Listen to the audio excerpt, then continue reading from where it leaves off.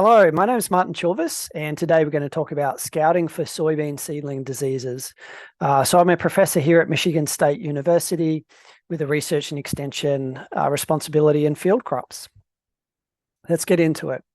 So why should we scout? Well, it's really important to identify problems to minimize losses, of course, from disease or other issues. And at the end of the season is sometimes when we get the call, and often that's just too late to diagnose the issues, or it's too difficult to really get at what was causing those seedling issues. So be on top of things. And we also want to determine if we need to replant as necessary. And then correct management, of course, relies on accurate diagnosis. So if we don't know what we're managing, how can we use our resources efficiently? So really important to be out there and paying attention to our soybean seedlings. So there are a few keys to good soybean scouting. Certainly keeping records of fields, so understanding which fields have history of disease, the crop rotation, the seed treatments applied can really help you nail down exactly what is going on. We'll talk about taking photos of the problem area too, in terms of you trying to get some assistance with identifying what is going on if you're sending those out, or sending them with accompanying seedling samples, and how that can be helpful. And then, of course, herbicides can play a role here in terms of emergence damage and seedling damage. So being aware of those, the application dates and the rates of those as well, and the products used. And then finally, we want to probably be paying attention to soybean growth stage as well within that field. Of course, weather is really important in terms of seedling diseases. Your heavy rainfall events, cool temperatures after planting could certainly have a very strong driving factor in terms of seedling disease. So pay attention to that. So look at the weather that has occurred in the area. And then we want to scout thoroughly. Seedling diseases can certainly be easy to miss. And then we want to talk about how to take a range of samples for diagnosis. So what to bring when scouting? We want to take a notebook or an app, some way of recording what we're seeing. It's all very easy to think we'll keep it up here, but that generally doesn't happen. Plastic bags, permanent marker, a shovel for sure, so you can get out and actually take some plant samples. You know, a camera or cell phone, ideal for taking images again to record and communicate what you're seeing out in the field. Perhaps a cooler is a really good idea, especially if you're going to be in the truck all day. You do not want those seedlings to be cooked away in the truck before getting them back to a lab for diagnosis. And then diagnostic guides, and the Crop Protection Network has a range of those available online.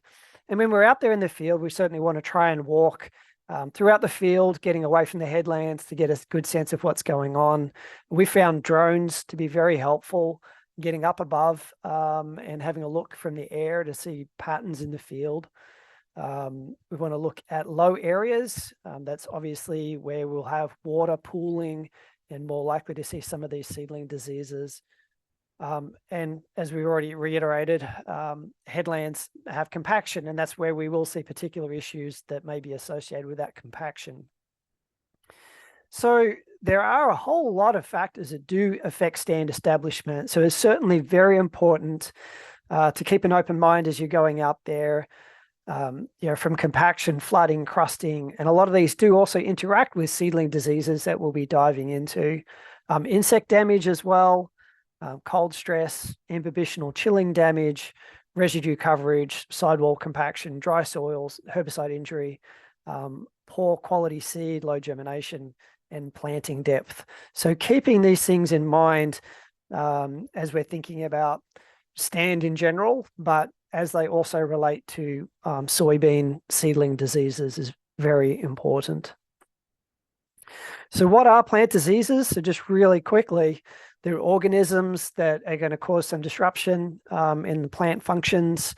And there's a whole range of different organisms. So we have fungi, oomycetes or water molds, viruses, bacteria or nematodes. A whole host of different organisms can cause disease. And what is required? Well, we've got to have a susceptible host. So there'd be our soybean seedling or seed out there in the field. The environment, again, are we having flood conditions or other conditions that may be promoting seedling disease? And then the pathogens got to be present. Depending on which pathogen we're talking about, it may very well be present in the soil, and we're just waiting for the right environmental conditions to come along to trigger that disease. But these are the things that do have to come together for disease to occur, the good old disease triangle. So I did want to take just a minute to emphasize, again, why it's important to identify what's causing disease and why that matters. And so really there are sort of four main groups that we have picture representations of here. We have the Pythium species and Phytophthora sojae, or Phytophthora sansamiana for that matter, so other Phytophthora species. And these are both within the oomycetes group, or water molds. So they require water for swimming spores. So when we get flooding events, these pathogens really enjoy those free water in the soil and then produce a swimming spore. And I'll show you that in a second to go on and infect the plant. True fungi, such as Rhizoctonia or Fusarium, do not have spores that swim. They can certainly be carried on water. So very sort of different biology there. So they don't really need that free water, but stress conditions can certainly promote these diseases as well.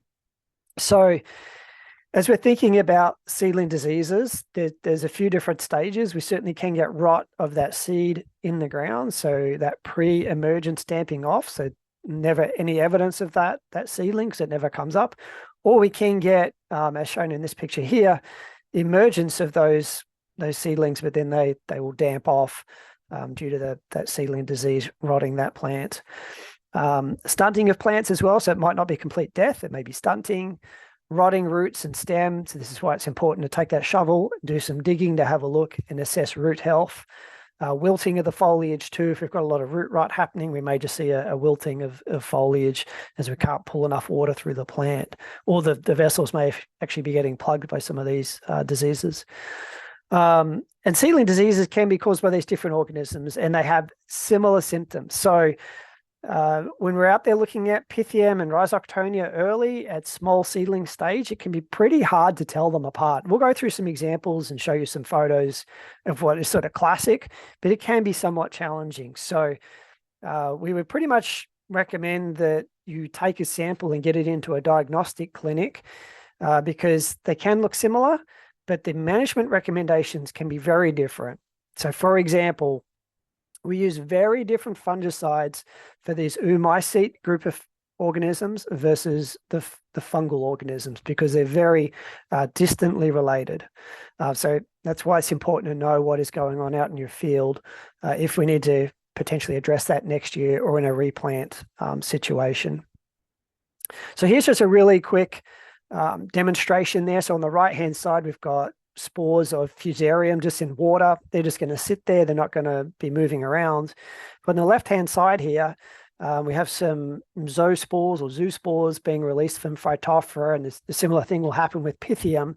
So those spores actually come out of that sporangia, and they will swim around, and they're actually attracted to exudates coming off of soybean roots. So they'll actually swim up to those soybean roots and then attach and begin that infection process. So again, just very, very different. Those water molds, the oomycetes, Phytophthora and Pythium, love that free water to produce those swimming spores. So let's get into some of the symptoms then in terms of Pythium and Phytophthora. So this can be pre-emergence, so we can, before the seed has come up out of the ground, or it can be afterwards. So we have both, and that's the same for all of these different groups of organisms, stunted plants as well. But some of the really important features here are water-soaked or squishy to the touch roots. So any of that sort of root rot from the Pythium and Phytophthora will tend to be softer, just the way that the tissue is degraded. And certainly those intense rain events and flooding conditions, that's what might trigger us to be thinking about these water molds, the Phytophthora and Pythiums. And it's not until later in the year that we can see these sort of classic Phytophthora symptoms, where we'll see a lesion that starts from the ground, from the soil, and moves up the side of the soybean plant. That's our sort of classic Phytophthora symptom, where we get that purpling or browning up the stem. That sort of helps us really identify Phytophthora out there in the field. But at the seedling stage, we don't always see that. So again, this is why it's important sometimes to collect a sample for a correct identification. Rhizoctonia, solani, and other closely related Rhizoctonia species can cause damping off and post-emergence damping off as well, also stunting. But here we're really looking for this brown to red-brown or red brick colored lesions, and they tend to be dry and sunken on the seedling. So that's sort of characteristic, what we would sort of term a classic symptom for Rhizoctonia. And here's some larger plants there, a good healthy plant, and some of those that have been affected by Rhizoctonia. And Fusarium species, again, the pre and post emergence damping off and stunting as well. The lesions here tend to be more brown in color, tend to be a little bit more firm as opposed to Pythium and Phytophthora, but there can be a little bit of a range. So again, very often it's important to get a sample into a clinic where additional tests can be run to determine exactly what is causing the issue. And we run, like most land-grant universities, we run a lot of testing programs, either looking at variety resistance, biological or fungicide seed treatments. This is just a great example of that. So we've got plots out here. This stake is in the front left-hand corner of a plot where we've decimated that plot with a Pythium that we've put into the soil at that location with the seed. So digging up some of those plants, we see very soft, rotted radicals of those soybean seedlings right there. Rhizoctonia, a similar thing. Rhizoctonia is also kind of a fun pathogen for us plant pathologists because it is very aggressive. So we're very capable of reducing the stand where we inoculate with Rhizoctonia. Again, those lesions on those roots tend to sort of be that brick red, brown to red, and sunken when Rhizoctonia is the causal organism. And Fusarium. So in this particular instance, we've actually looked at Fusarium graminearum. That similar sort of brown, tend to be sort of dry lesions on those seedlings there. So how to scout fields and things to note. So we certainly want to be looking for patterns when we rock up at a field, keeping our mind open as to what's going on, being aware of low spots and headlands that will have some compaction. We certainly want to be digging plants or seed. We wouldn't know that we had soybean cyst nematode on these plants without digging up those plants and looking at the roots for that cyst. It's really important to dig up plants and look for those seedling pathogens as well. Ask about those herbicides. What were the practices? Is there any chance that we're seeing some phytotoxicity from those herbicide applications? And then pay attention to residue and weeds as well. There may be an interacting factor going on. We know, for example, that some of the cereal rye cover crops can actually exacerbate Pythium, and that can have an impact on corn. So that's just something, again, to be sort of mindful of. Depth of planting too, we get the right depth, we're too shallow, we're too deep. Is that driving any issues that we're seeing? What's the soil type? Are we in a heavy clay or a very light sand? And the growth stage of those soybeans too, to be another important aspect to make a note of when we're out there scouting. So disease generally occurs in patches across the field. It's very unusual to have a uniform field of disease. So it's generally sort of indicator of disease. It tends to be in patches. In this instance, where we're looking at quite a bit of Phytophthora pressure in this particular example, we had some very heavy patches and anoxic soil conditions too, where there was no air left, and that had actually killed some of the plants out in these particular fields. So be mindful of that. And we have found that, using drones sometimes can be quite helpful to get up above and look at the field as a whole to get a good idea of what is happening and maybe even indicate areas to go and scout or satellite imagery if you have that available to you. Here's a closer up image here, looking at, some pretty intensely affected plants. So again, being mindful of variation across the field. And as we're thinking about sampling too, we really want to start thinking about, sure, go ahead and get some of these heavily diseased plants, but we want to get some of those plants at that intermediate stages as well. If you're going to send in samples for diagnostics, it's really important to have a range of symptoms that are being present in the field. You want to give your diagnostician the best chance of diagnosing that issue for you. So we can't stress that enough. So other symptoms of seedling disease to be mindful of, gaps in that planting row, obviously rotted seeds, wilted seedlings, and root rot. So things to be looking for. At times as well, it can be very hard to find those missing plants because they may rot off, and by the time you're out there, it's just really hard to actually tell that plants are missing. So we'd encourage you as well to take some stand counts to get a sense of knowing what was planted out there, the number of seed per acre that were planted, and the actual stand that's established can also be important in terms of determining how much stand loss has occurred. Also, we want to be very, very careful of imposters. So this is a great example of some PPO herbicide injury here, where we have some swelling of the radicle, but also necrosis at that soil line there. So there can be imposters. It certainly looks like a seedling disease, but this was herbicide driven.